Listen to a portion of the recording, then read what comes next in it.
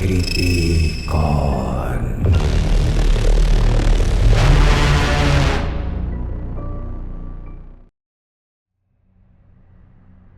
2014 में स्टीफन हेगाटी नाम का एक ऑस्ट्रेलियाई पुलिस ऑफिसर अपने ऑफिस में बैठा कई फोटोग्राफिक सबूतों को देख रहा था। ये प्रोसेस धीमा और दिमागी तौर पर थका देने वाला था, क्योंकि सीनियर कांस्टेबल हेगाटी जिन तस्वीरों को देख रहा था वे कुछ ऐसी थी जो उसने कभी नहीं देखी थी, जो बहुत परेशान करने वाली थी। हर तस्वीर में 10 साल से कम उम्र के एक बच्चे के साथ कोई काफी बड़ा आदमी गलत काम कर रहा था, और वे सिर्फ कुछ मुट्ठी भर तस्वीरें नहीं थी, बल्कि हजारों में थी। कभी कभी गलत काम करने वाली लड़की होती थी, लेकिन ज्यादातर वे लड़के ही होते थे। लेकिन सभी ने अपने चेहरे छिपाने के लिए काफी हद तक कोशिश की थी। कोई भी टैटू या निशान भी नहीं थे, कम से कम उन्हें तो ऐसा ही लगा। हेगाटी डरावनी तस्वीरों को देख रहा था, तभी उसने अचानक कुछ छोटा और मामूली सा देखा। गलत काम करने वाले की एक उंगली पर जहां मांस नाखून से मिलता है, उसके ठीक नीचे एक छोटा गहरा दाग था। तस्वीरों में दिखाए गए लगभग सभी नकाबपोश अब्यूजर की उंगली पर एक जैसा निशान था, जिसे हेगाटी को एहसास हुआ कि वे सभी एक ही इंसान थे। वो निशान एक छोटी सी डिटेल थी, लेकिन ये बच्चों के एक्सप्लॉयटेशन से निपटने के लिए बनाए गए ग्लोबल पुलिसिंग ऑपरेशन में फिजिकल सबूत का एक अहम हिस्सा बनने वाला था। ऑपरेशन प्रिज्म नाम का ये ऑपरेशन डार्क वेब पर बच्चों के एक्सप्लॉयटेशन की सबसे बड़ी साइट को बंद करने की कोशिश थी, जिसके लगभग 45,000 member advance store inscription software के जरिए एक्सेस करते थे। हेगाटी की हेडिंग वाली एक टास्क फोर्स ऑर्गस नाम की इन्वेस्टिगेशन टीम के ऑस्ट्रेलियन डिवीजन ने पता लगाया था कि साइट चलाने वाला आदमी असल में एक ऑस्ट्रेलियन ही था और शायद देश के दक्षिणी इलाके में रहता था। फिर भी उसकी लोकेशन का अंदाजा होने के बावजूद उस आदमी की पहचान एक राज बनी रही। पुलिस को बस एक ही चीज पता चली, वो था साइट पर बातचीत करते समय उसका इस्तेमाल किए जाने वाला 4 अक्षरों का यूजर नेम, सर्फ। कुछ हफ्ते बाद Australian assistant police commissioner Paul Dixon को टास्क फोर्स ऑर्गस के एक अफसर का फोन आया। डिक्सन ने बाद में बताया कि उन्होंने बस इतना कहा कि हमारे इलाके में एक पोटेंशियल टारगेट है, लेकिन उस समय हमें उसका नाम नहीं पता था, वो कौन था। हमें तो ये भी नहीं पता था कि वो है भी या नहीं, हमें बस यूजर नेम सर्फ पता था। वेबसाइट की ग्लोबल इन्वेस्टिगेशन, जिसका नाम बहुत सीक्रेट रखा गया था, 2011 में पब्लिक हुई, जब एक जर्मन आदमी को बच्चों के शोषण के आरोप में अरेस्ट किया गया था। इसी तरह पुलिस को पहली बार पता चला कि वेबसाइट का मालिक साउथ ऑस्ट्रेलिया से ऑपरेट कर रहा था। इलाके पर अपना ध्यान लगाने के बाद पुलिस एक बड़े मेंबर को अरेस्ट करने में कामयाब रही, जो क्वींसलैंड में रहता था। पुलिस को उम्मीद थी कि वो आदमी रहस्यमय सर्फ है, लेकिन उन्हें निराशा हुई कि वो नहीं था। हालांकि उस आदमी ने बताया कि सर्फ सच में ऑस्ट्रेलियन था और कंफर्म किया कि वो देश के साउथ से ऑपरेट कर रहा था। इस केस में एक और कामयाबी 2014 की शुरुआत में मिली, जब डच पुलिस ने एक संदिग्ध चाइल्ड डिवाइस जब्त कर लिए। फिर उसके कंप्यूटर की हार्ड ड्राइव को एनालाइज करने के बाद इन्वेस्टिगेटर को पता चला कि उस आदमी के पास उस बदनाम वेबसाइट का एक्सेस था, और उन्होंने उसे अपने क्रेडेंशियल देने को कहा। उस आदमी की लॉगिन डिटेल्स का इस्तेमाल करके पुलिस साइट तक पहुंचने में कामयाब रही। फिर कई अलग अलग फोटोग्राफ से मेटाडेटा को एनालाइज करना शुरू किया। उनमें से सभी एक ही मैक और मॉडल के कैमरे से ली गई थी, जो पैनासोनिक की कॉम्पैक्ट वैरायटी थी। सर्फ जहां भी अपना गैर कानूनी कंटेंट ले रहा था, उसका 90% से ज़्यादा हिस्सा एक ही सोर्स से आ रहा था। टास्क फोर्स ऑर्गस के अफसरों ने सर्फ नाम के किसी और यूजर को ढूंढने के लिए इंटरनेट पर खोजना शुरू किया। इसमें हफ्तों लग गए, लेकिन उन्हें एक मिल गया। 4 व्हील ड्राइव गाड़ियों के मालिकों के बीच बातचीत के लिए बने एक फोरम पर अफसरों को पता चला कि सर्फ नाम के एक यूजर ने कई पोस्ट लिखे थे।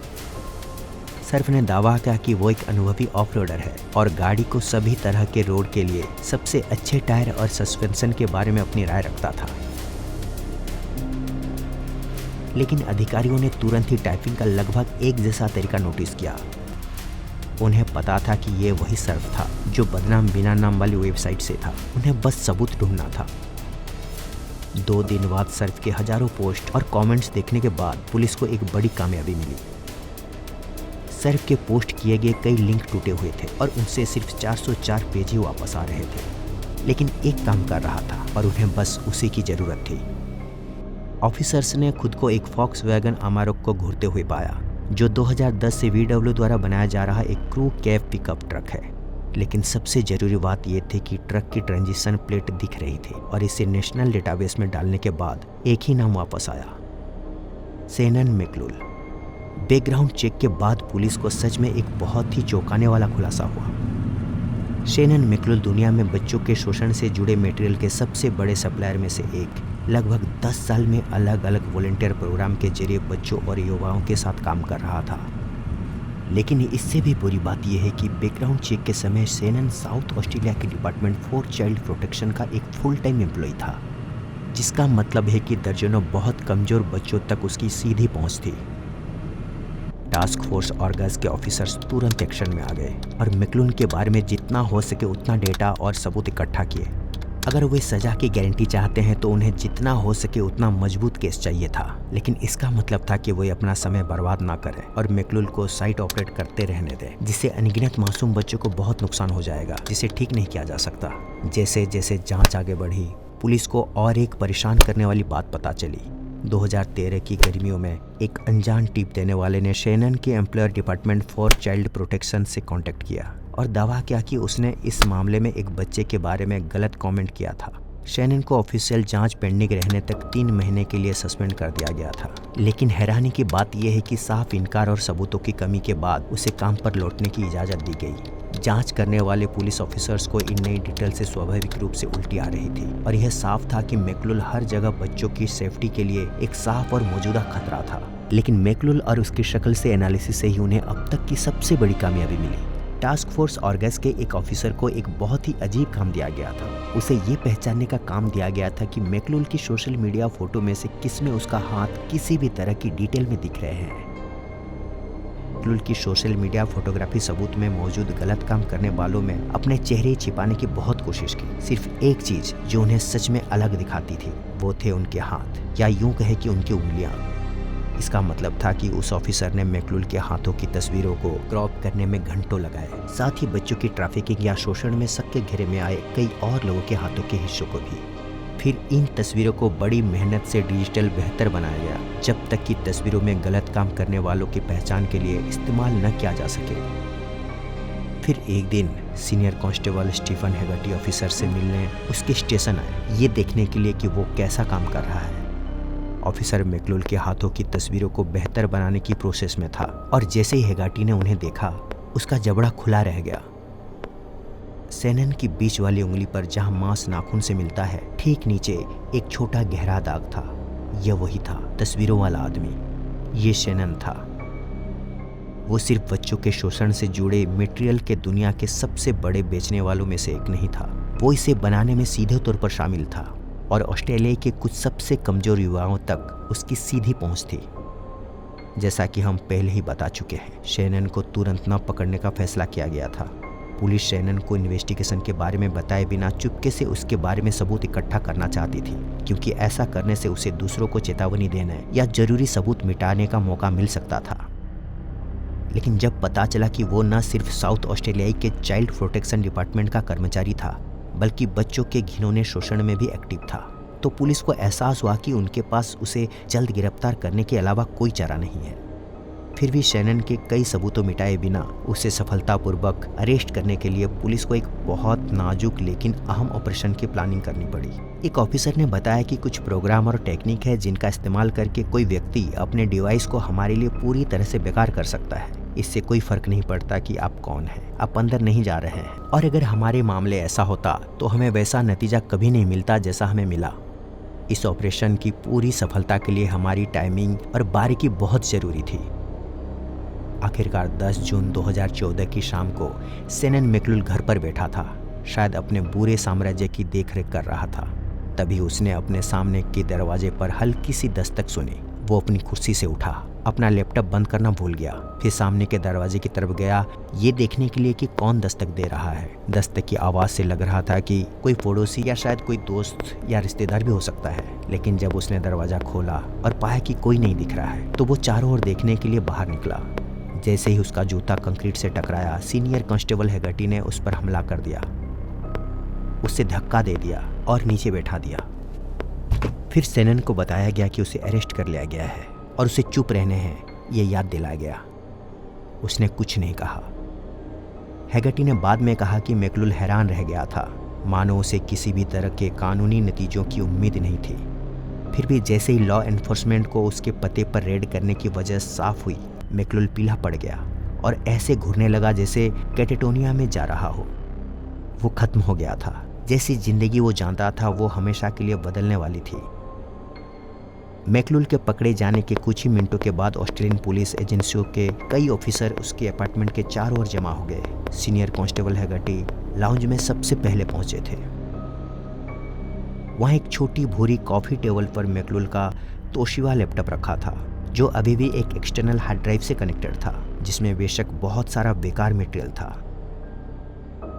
हैगर्टी को पता चला कि मैकलुल एक एडवांस्ड किस्म का इंस्क्रिप्शन सॉफ्टवेयर चला रहा था, लेकिन ये ऐसा था जिसे साइबर क्राइम डिटेक्टिव आसानी से बाईपास कर सकते थे। और एक बार जब ऐसा कर लेते तो अधिकारियों को अब तक के सबसे बड़े चाइल्ड एक्सप्लॉयटेशन मटेरियल के कैश तक पूरी पहुंच मिलने से पहले बस कुछ लिंक पर क्लिक करना होता था। पुलिस ने वही पैनासोनिक डिजिटल कैमरा भी बरामद किया, जिसका इस्तेमाल मैकलुल के कलेक्शन का ज़्यादातर हिस्सा बनाने में किया गया था, जिसका मतलब था कि उसके खिलाफ केस चलाना और भी आसान होगा। टास्क फोर्स ऑर्गस को हजारों अश्लील तस्वीरों में से सिर्फ 7 पीड़ितों की पहचान करने में लगभग 2 हफ्ते लगे। ये एक स्लो मेहनत वाला प्रोसेस था और इसमें ज़्यादातर उन बच्चों की चैरिटी से संपर्क करना शामिल था जिनसे मैकलुल जुड़ा हुआ था। ज़्यादातर अपने देखरेख में रहे बच्चों की डिटेल्ड फाइल रखी थी और सैकड़ों बच्चों के उनके ऑफिस में पहुंचने के बाद कांस्टेबल हैगर्टी और टास्क फोर्स ऑर्गस ने मैकलुल के कंटेंट में मिले बच्चों की उनकी फिजिकल तुलना करना शुरू किया। उनमें से 7 बच्चे डिपार्टमेंट ऑफ चाइल्ड प्रोटेक्शन की फाइलों में मौजूद बच्चों से फिजिकली एक जैसे थे। कांस्टेबल हैगर्टी ने बाद में कहा, उनमें से 7 पीड़ित थे। हमने सब कुछ चेक किया, उन समय और तारीखों को क्रॉस रेफरेंस किया जब बच्चे उसकी देखरेख में थे। सब कुछ मैच कर गया। सबसे बुरी बात यह है कि हमें यह भी नहीं पता था कि क्या वो सभी थे, और भी हो सकते थे। हम कभी भी 100% पक्का नहीं हो सकते थे। टास्क फोर्स ऑर्गस को एक और सबूत का सहारा लेना पड़ा। वो था मैकलुल और तस्वीरों में दिखाई गई कुछ लिखावटों के बीच एकदम मैचिंग हैंडराइटिंग। बच्चों की ये अश्लील तस्वीरों बनाने वालों के बीच प्रूफ पिक्चर्स बनाने का ये आम तरीका था। बनाने वाले कई अलग अलग टेक्निक इस्तेमाल करते थे, लेकिन एक में गलत काम करने वाले के हाथ में लिखा मैसेज होता था जिसमें तारीख, समय या उनका यूजर नेम डिटेल में होता था। मैकलुल ने यही टेक्निक इस्तेमाल की थी और इससे ये सबूत मिलता है कि टास्क फोर्स ऑर्गस अपने बढ़ते हथियारों की जौखिरे में जोड़ने के लिए बहुत खुश था। कांस्टेबल हैगर्टी ने बताया कि मुझे लगता है कि मैंने 14 तस्वीरें पहचानी है जिनमें उसने पोस्ट या कागज के टुकड़े पर हाथ से कुछ लिखा था। वो असल में ये नोट्स बच्चे पर गलत काम होने से ठीक पहले या उसके दौरान रखा था। उसके घर से ली गई हैंडराइटिंग के उदाहरणों से हमें उसकी तुलना तस्वीरों में मौजूद हैंडराइटिंग से करने में कामयाब रहे। फिर से ये एकदम मैच थी। जब मैकलुल को एहसास हुआ कि उसके खिलाफ कितने सबूत जमा हैं, तो उसने चल रही जांच में पूरा सहयोग करने की पेशकश की। हैगर्टी ने पेशकश मान ली, लेकिन ये ऐसा कबूलनामा नहीं था जिसमें उसे दिलचस्पी थी। टास्क फोर्स ऑर्गस के पास उसे उम्र कैद की सजा देने के लिए काफ़ी सबूत थे, इसलिए मैकलुल के पास उन्हें देने के लिए एक चीज़ थी। वो थी उन बाकी बच्चों की पहचान जिनके साथ वो गलत काम कर रहा था। वो कांस्टेबल हैगर्टी के साथ इंटरव्यू के लिए मान गया। बगल के कमरे में कई दूसरे ऑफिसर इकट्ठे हुए और एक लंबा सवाल जवाब का सेशन शुरू हुआ। हैगर्टी ने कहा, प्राथमिकता बाकी बच्चों की पहचान करनी थी और उस समय मुझे यकीन था कि हमें सही नतीजा मिलेगा। उसने हमें 4 नाम बताए, फिर कहा कि उसे बाकी कोई भी याद नहीं है जिनकी संख्या दर्जनों में थी। मैकलुल ने डार्क वेब हेल्थ ट्रैप के बारे में भी सवालों के जवाब दिए जिसके वे मालिक थे और जिसे वे चलाते थे। और हालांकि उन्होंने असल में गलत इस्तेमाल में अपनी भूमिका को कम करने की कोशिश की, लेकिन उनके कुछ जवाबों ने तो पुराने अधिकारियों को भी अंदर तक हिला दिया। मैकलुल ने वहां मौजूद लोगों को यह बताकर हैरान कर दिया कि उन्हें अपनी घिनौनी मिलीभगत से कितना गर्व महसूस होता है।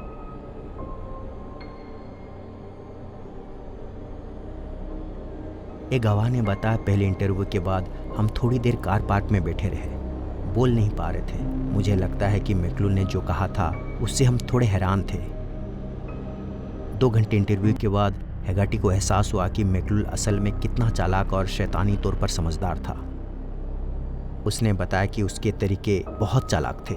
मुझे लगता है कि यही एक वजह है कि उसके शिकार इतने कम उम्र के थे। जैसे ही उसे लगता है कि कोई बच्चा कुछ भी रिपोर्ट कर पाएगा, वो उनसे दूर भागता। वो बहुत सोच समझ कर शिकार बनाता था। कांस्टेबल हगर्टी को कोई शक नहीं था कि अगर मैकलुल पकड़ा नहीं जाता तो वो बच्चों के साथ कितना गलत काम कर सकता था। वो अपने अगले मौके का इंतजार कर रहा था। ये मेरा पक्का यकीन है। इसमें शायद 6 महीने लगते, शायद और 2 साल लगते, लेकिन मौका मिलने पर वो फिर से गलत काम करता। 7 अगस्त 2015 को सजा की सुनवाई के बाद मैकलुल को 35 साल जेल की सजा सुनाई गई, जिसमें 28 साल का नॉन पेरोल पीरियड था। हालांकि अप्रैल 2018 में एक कुख्यात डेनिश क्रिमिनल की पहचान करने में और उसे पकड़ने में मदद करने के बाद उसकी 35 साल की सजा कथित तौर पर 2 से 3 साल कम कर दी गई। सजा कम होने के बारे में जानने के बाद मैकलुल के एक पीड़ित के पिता ने ऑस्ट्रेलिया के एक ABC न्यूज़ के एक जर्नलिस्ट से बात की। उस आदमी ने कहा, मुझे ये पसंद नहीं कि उसे दोबारा सजा मिल रही है, क्योंकि उसे बिल्कुल भी पछतावा नहीं है। उसने धन्यवाद भी नहीं कहा। वो पूरे समय अपने चेहरे पर एक घमंडी मुस्कान के साथ बैठा रहा। मैं मैकलुल और किसी भी दूसरे इंसान को जिसने कभी किसी बच्चों को चोट पहुंचाई हो, सुझाव देता हूं कि वो खड़ा हो और बच्चों के बारे में सोचना शुरू करे और अपने बारे में सोचना बंद कर दे। ये बच्चे जिंदगी भर दर्द के साथ जी रहे हैं, जबकि उनके साथ बुरा बर्ताव करने वालों को दिन में 3 बार खाना और सिर पे छत मिलती है। आमतौर पर जो कैदी पुलिस को अपने साथी क्रिमिनल्स को पकड़ने में मदद करते हैं, उन्हें उनकी कोशिशों के लिए बहुत अच्छा इनाम मिलता है। जज शेनन मैकलुल को उसकी सजा में और भी ज्यादा छूट दे सकते थे। इसके बजाय उन्होंने सिर्फ 2 से 3 साल की सजा कम किए। उन्होंने कहा, आपका हेल्प पूरा नहीं हो रहा, खासकर इस अधिकार क्षेत्र के एक गंभीर मामले में। इससे आपकी छूट कम नहीं होती, बल्कि यह दिखाता है कि कुछ ऐसे मामले हैं जिन्हें आप अभी भी नहीं बता रहे हैं। आपका पछतावा दिखावा है। शायद इस मामले में जज कुछ सही कह रहे थे। शेनन मैकलुल ने तब से अपने किए पर पछतावा होने के दावा किया और अधिकारियों के साथ अपना सहयोग जारी रखने की इच्छा जताई। पूरी संभावना है कि इसके इरादे खुद को बचाने की इच्छा से ज़्यादा कुछ नहीं है। शायद शेनन इंसानियत के खिलाफ अपने अपराधों के बारे में असल में कैसा महसूस करता है, इसकी सबसे अच्छी जानकारी उसकी वेबसाइट के मैसेज बोर्ड पर लिखे 5 शब्दों में कमेंट से मिलती है। कमेंट में लिखा है, बच्चों के साथ बुरा बर्ताव एक्सेप्टेबल होना चाहिए। UN वीडियो के लिए www.un.org पर जाएं।